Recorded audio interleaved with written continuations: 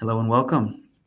If any of you are also interested in the topic of improving your tonality, improving your voice, uh, well, go follow Vin Jiang's channels because he's the one that I got this activity from. This is just me practicing the tonality of my voice in my journey to be a better communicator. All right. Welcome. And this exercise is I'm going to be reading and starting from as low as I can and going up to as high as I can and then going back down.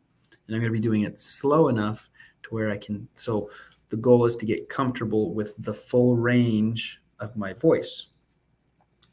Expanding that might happen in the future, expanding my range, but getting comfortable using the full range of my voice and practicing being in that full range. So to do that, he just says to take a book and start reading. So here we go.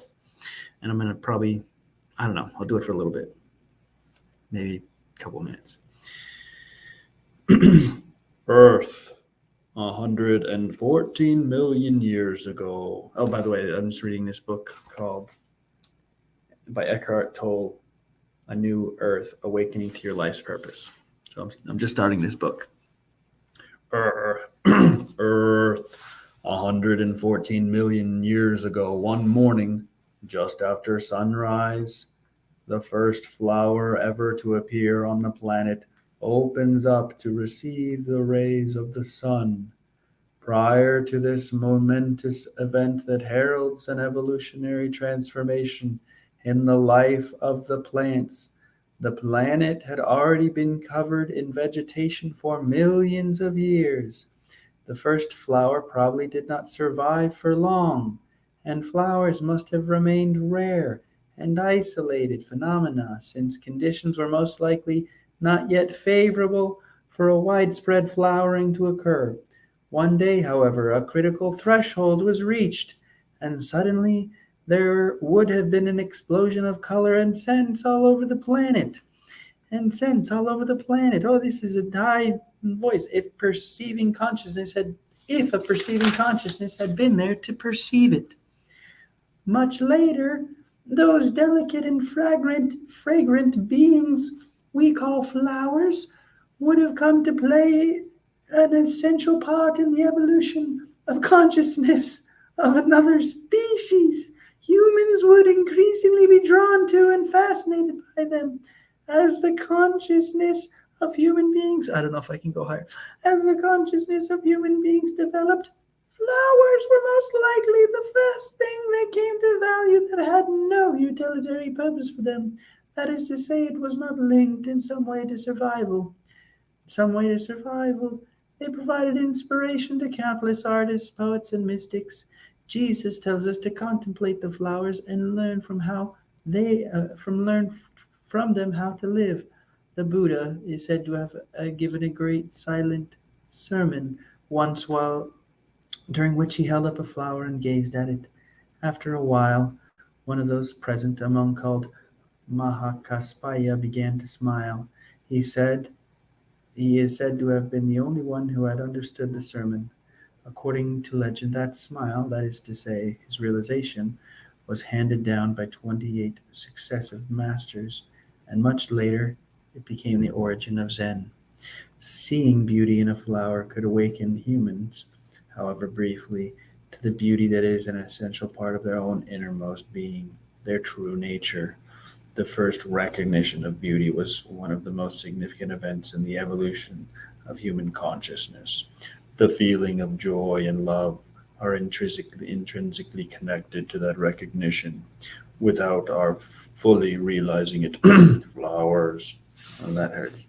Flowers could become for us an expression of form of that which is most high and most sacred and ultimately formless within ourselves.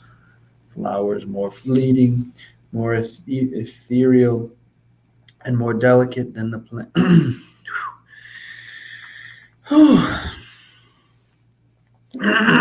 This is the first time I've done this. I'm going to do it faster. Okay, so starting as low as I can. Flowers more fleeting, more ethereal, and more delicate than the plants out of which they emerged. would become like messengers from another realm, like a bridge between the world of physical forms and the formless.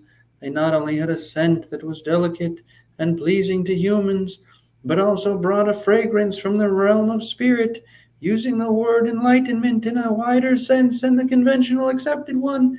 We could look upon flowers as the enlightenment of plants.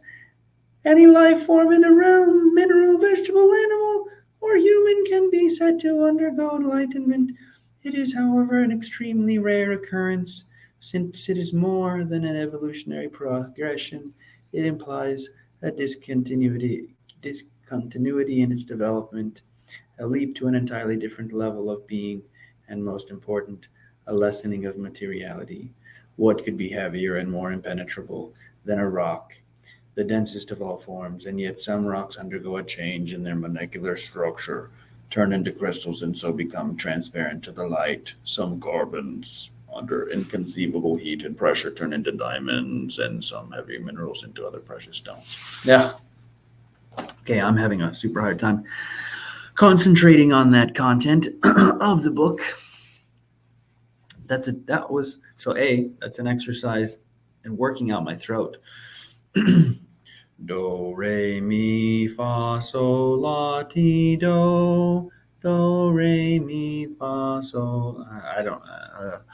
Do, re, mi, fa, sol, la, ti, do. So it's one thing to do that singing. It's another to do. I am not singing. I am talking do, re, re. I'm talking in re, mi, mi. I'm talking in mi. Do, re, mi, fa, fa, fa, fa. Not singing. La. I don't. Do, re, mi, fa, so, la, ti, do. Do, re, mi, fa, so, la, ti, do. It's Vinh Yang, trying to pronounce his name right. Vinh Yang says the tonality is a hugely important part of your voice, and varying that tonality is important. Varying that tonality is an important part. It gives melody. Melody comes from the tones, the changing in the tones. So melody, I'm not very comfortable going in a high melody. I don't know when I would do that, but it makes my speech more interesting.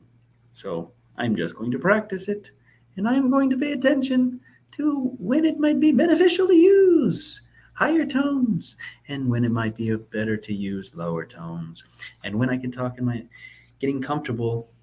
This is my normal range right here, right? This is my normal range, and just going up a little bit can be, there's something there's something there to be figured out and discovered, and I don't know. Whoa, hold on, stop. Well, let me tell you, as someone of an authority here, there's something going on. I mean, I'm not having any emotion there. That's another element, but just tonality is what I'm practicing and finding it hurts. There's some pain there, obviously. If I'm going to be a better communicator, I've got to practice using my voice more. So today, and I'll let you know how it goes tomorrow, because I'm going to keep doing this every day. I'm going to do at least, let's go 10 minutes. And I'm going to practice at least for 10 minutes. You're doing something of Vinh Yang's practicing, and just to demonstrate how it's done. And probably a different exercise every day. But for the rest of today, I'm going to try and think about talking in different ranges of tonality. I am going to talk in different ranges of tonality. I am going to talk about talking in different ranges of tonality and just experiencing them and using them. Okay. Signing off, this is Rory O'Dugan. If you were practicing with me, good luck.